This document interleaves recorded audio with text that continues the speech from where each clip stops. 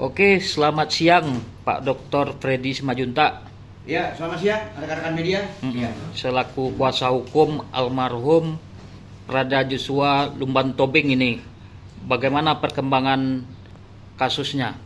Ya, terima kasih rekan-rekan media yang sudah datang ke kantor kami untuk mengkonfirmasi terkait tentang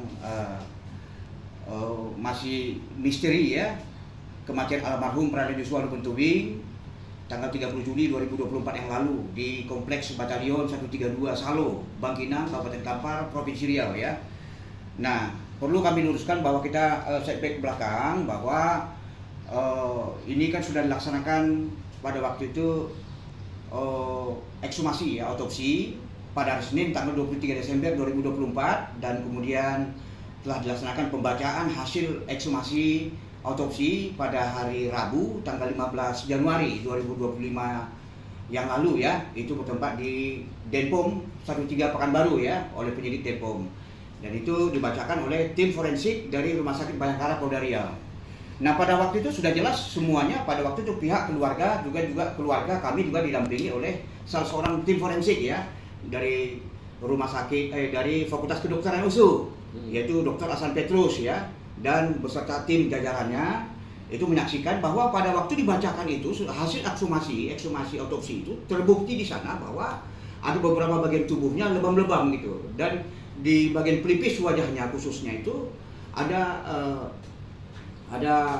lebam gitu ya, ada bengkak gitu ya, lecet, luka lecet kalau dikatakan atau istilah dari tim forensik, luka lecet yang diduga disebabkan oleh benturan benda tumpul. Nah, ini tim forensik yang mengatakan ya, benturan benda tumpul dan kemudian patah tulang lidah dan patah tulang leher, yang menurut tim forensik pendamping keluarga itu tidak lazim terjadi pada orang kalau memang dia bunuh diri dengan cara gantung diri seperti itu ya.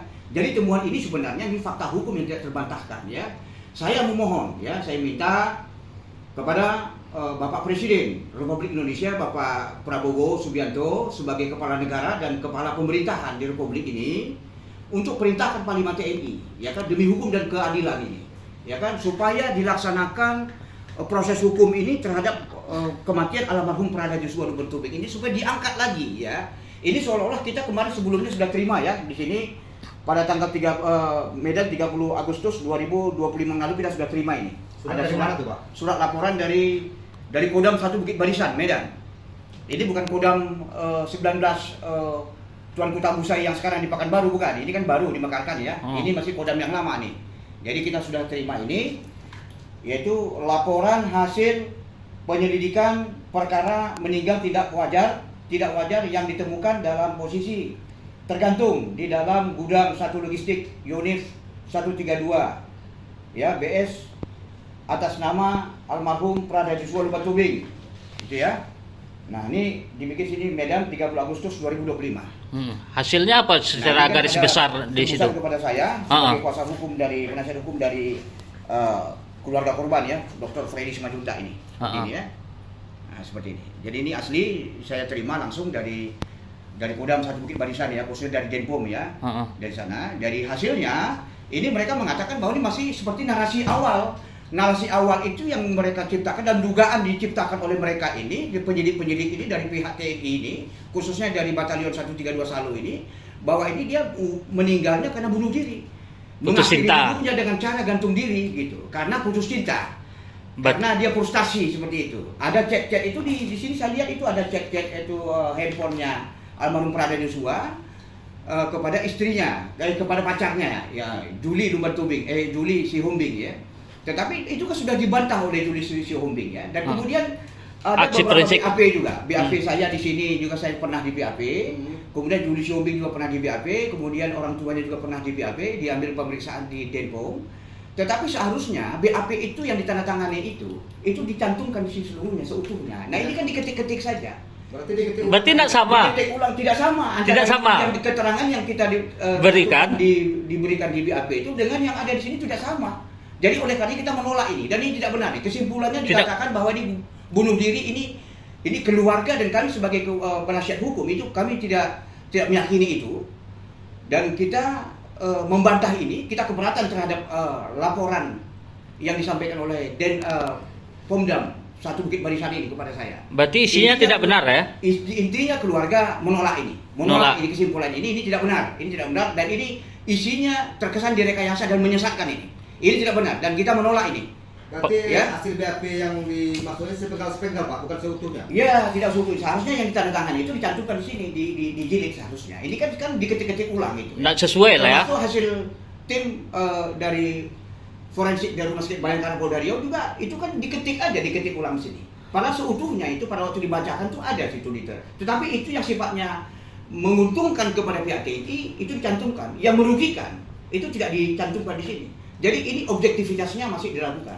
Ini tidak objektif kalau menurut kita ya. Penilaian ini masih butuh penelitian lebih jauh dan oleh karenanya ya mumpung rekan-rekan media di sini saya mohon ini diberitakan kepada publik seutuhnya. Kita mohon doa restu kepada rakyat Indonesia, khususnya kepada petinggi-petinggi bangsa ini, Bapak Presiden Republik Indonesia ya sebagai kepala negara dan kepala pemerintahan supaya memerintahkan Panglima TNI untuk membuka kasus ini.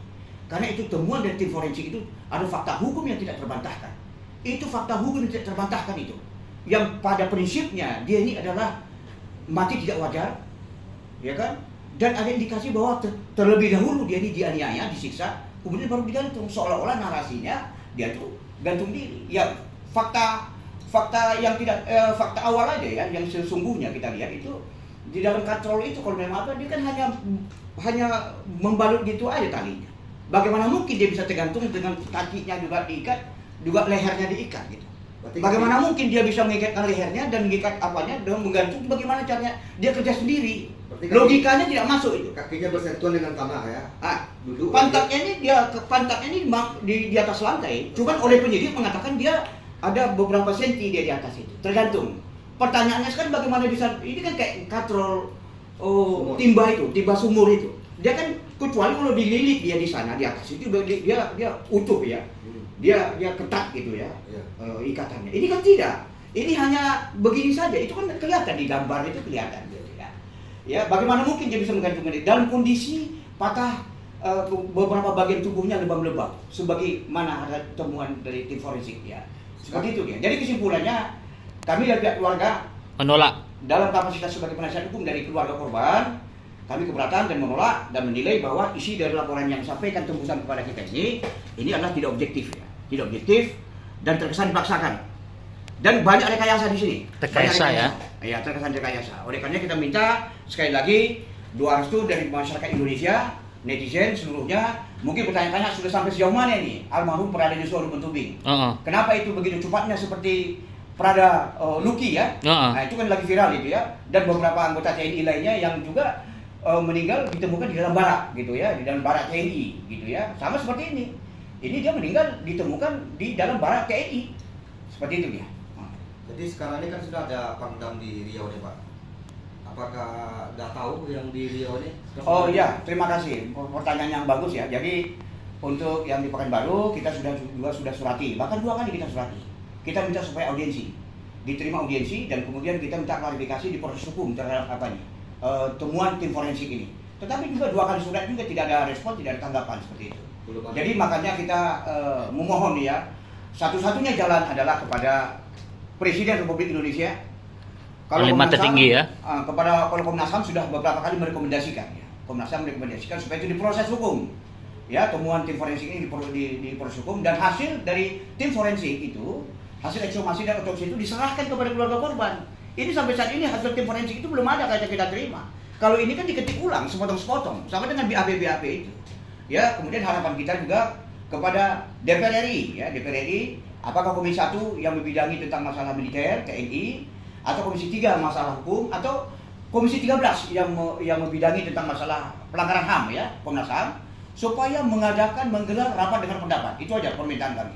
Kami mohon dengan terbuka kepada petinggi-petinggi bangsa ini khususnya DPR RI menggelar rapat dengan pendapat ini dikupas tuntas. Jangan ada yang ditutupi sini. Jangan ada yang direkayasa. Kita buka tuntas dan kita akan menghadirkan tim forensik yang ditunjuk oleh pendamping keluarga yang juga ikut pada saat ekshumasi, otopsi juga beliau menyaksikan itu. Menyaksikan pada waktu otopsi dan ekshumasi dan juga pembacaan. Seperti itu dia. Jadi kita mohon juga kepada Presiden dan kepada DPR RI untuk menyikapi persoalan ini. Ini menyangkut tentang masalah nyawa ya. dan masalah baik institusi TNI ke depan ya. Kita sayang kepada institusi TNI ya. Ini sebagai garda terdepan dalam rangka mempertahankan teritorial NKRI, tetapi jangan ini nama baik, citra baik TNI ini dirusak akibat ulah beberapa orang umum ya. Nah, jadi itu saya kira penjelasan dari kami ya. Gitu ya. Iya, siap Pak Wartawan, Dokter. Ya, terima kasih ya. Semoga ada penyelesaian Pak Dokter. Amin, amin. Terima kasih.